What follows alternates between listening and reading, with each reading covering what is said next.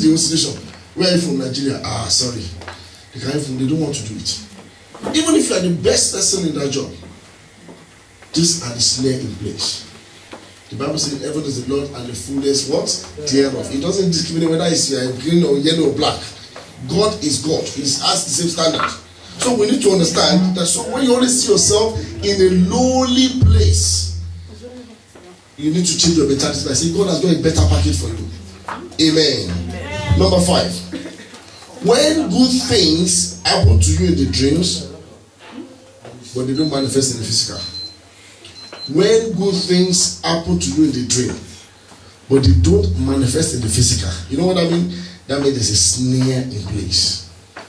You will see them, but if evil things happen in the dream, within 36 hours, they will happen. A woman saw in her dream that a lion, in her dream, lion bites her breast. Within 72 hours, she was diagnosed with cancer. Within 2 months, she died. Why is it that good things that we see in the dream don't manifest, but the bad ones manifest? Why? It's because there's a snare in place. You know, my people say, my people are destroyed for lack of understanding. Until you understand the mystery of all these things, then you know the targeted prayer to pray to sort yourself out. Today, you shall go out free. Amen. In the name of Jesus. Amen. When you can't read the function of your labor, you can't see it. You'll be working very hard, but you don't find that you can't even see anything. You know how much you made £3,000 last month from one job to the other, from this one to the other. You pack it £3,000 together. By the end of the 27th of the following month, you're already in debt. Then there's something wrong in place. There's something in place. There's a snare that the enemy has packaged against your finances. When you are facing, if you are experiencing an anti-favor in every areas of your life, anti-what? Favor. The Bible says the set time for you to be favored has finally come. But if you are experiencing anti-favor, then there's an evil mark and there's also a snare in place. So we need to describe what these things are to us so that we can disgrace them when it's time for us to pray. Because we're going to pray very, very soon now. Now, when you experience the activities of devourers in your finances, that one, there's no two ways to it. The Bible says pay your tithe. If you don't pay it, that's your business. You know why? Because God said, the devourer will come. Your tithe is the 10% of what you earn. Full stop. Then what makes the other 90% functional is the 10 that you've given out. You know what happened? Daniel, in the story of Daniel, was put in the lion's den. Is that not true? When he got to the den, the lion could not eat him. Do you know why? He sold Daniel as a seed. I mean, the lion, he sold Daniel as a seed. So after the incident, they brought Daniel out, live and direct. How many people went inside? Millions of all their families. Why? Because he sowed that seed. So if you sow a little, multitude will go in. So he sold only Daniel, but the people that gathered together against Daniel, the husband, the wife, their cousin, their uncle, all of them were gathered together in the thing. And they now say, now it's time for me to eat. Why? Because he gave us a little. 10% of our earning is our tithe. So if you want to disgrace the devourer and check God, he said, try me. That's what he said in Mark chapter 3. He said, try me if I will not open the windows of heaven unto you, that you will not have enough room to occupy. You know what I mean? He said, try me. If I ask you to try me on a particular thing, I say, you know what I said? I'll give you £1 next week. Try me. I'll be confident I will give you. But if I mention £1 million, I say, how much is this man collects like this? But God said, try me. If I will not open the windows of heaven, that you will not have enough room to occupy. You know what I mean? He said there is blessing for every single one of us. But God will not let the rain of blessing fall. Not until what? Not until we try in with the 10%. So if you want to disgrace the activity of the devourer, you need to pay your tithe. Now, last but not the least, on that list, before we start praying, is when you don't know how to control your mouth. Some people can talk like anything. They just talk. The Bible says, thou art snared with the words of your mouth. Let's open to Proverbs chapter 2. Proverbs chapter 6. Proverbs chapter 6.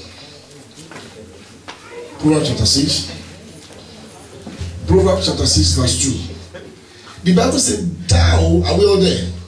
Proverbs chapter 6, verse 2. We need to be careful of what we say. You don't just say anything.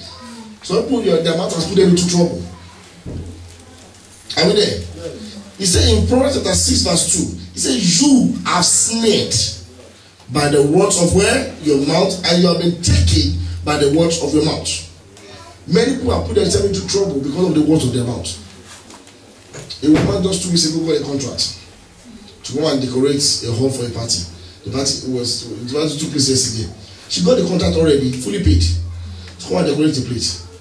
So one way or another, it was herself and the person who is going to do the party. They're now talking and talking, and she started saying rubbish. Standing this one, this is rubbish, this is not good, this and that. The man said, okay, hold on. I don't want you to come and do that thing again. Don't come and just go away with the money. I don't want, no, these are pro, just talking. Don't come and do this thing away. We got another person entirely to come and do this thing. Now tell me, if I ask you a question, if you are the person, will I give another contract again? You don't know. He said, do not despise the time of the little beginning. There's little that God can multiply your little. I just give you a scenario of Daniel just now. A little Daniel was given to God. God, this is my own time. I'm not going to eat Daniel. Full stop. And so as soon as Daniel got out like this, all the family went inside, and the lion was fully fed. Why? Because this lion sold to Daniel. So if you are so stingy, and if you don't know how to control your mouth, then there is trouble. Some people they just talk anyhow.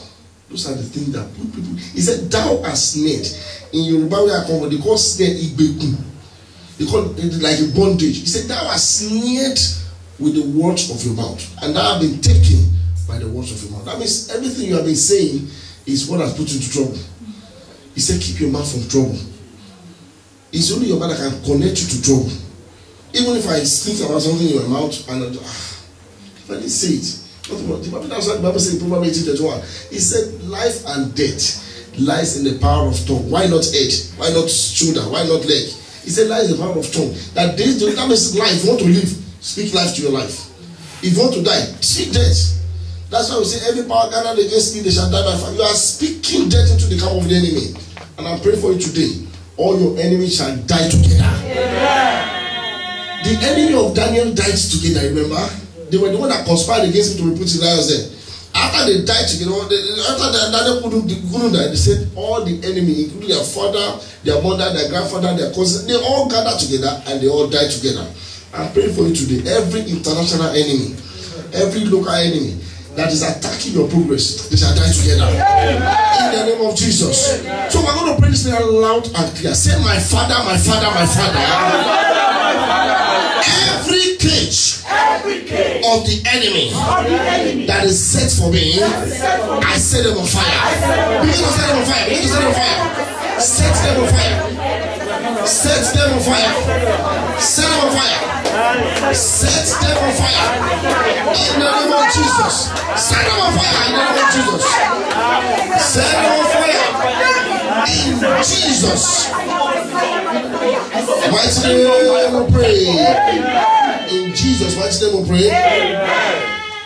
The Bible says you have been escaped from the snare of the fowler.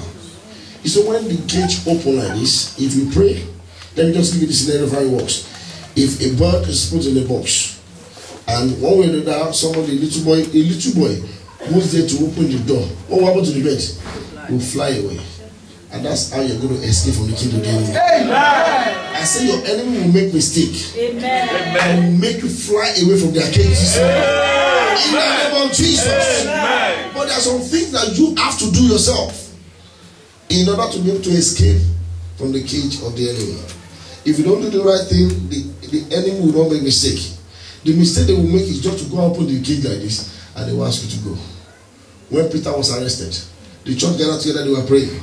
What happened? The God Almighty sent an angel to go and meet Peter where he was. He said there are several gates that must be opened. Peter was just walking with the angel, walking until they left all the gates. When they go outside, meanwhile Peter was supposed to be killed the next day, just like James. When they go outside, the angel led Peter to the room where they were praying. Brother came and said, hold on, people that are praying, prayer, hold on, don't pray against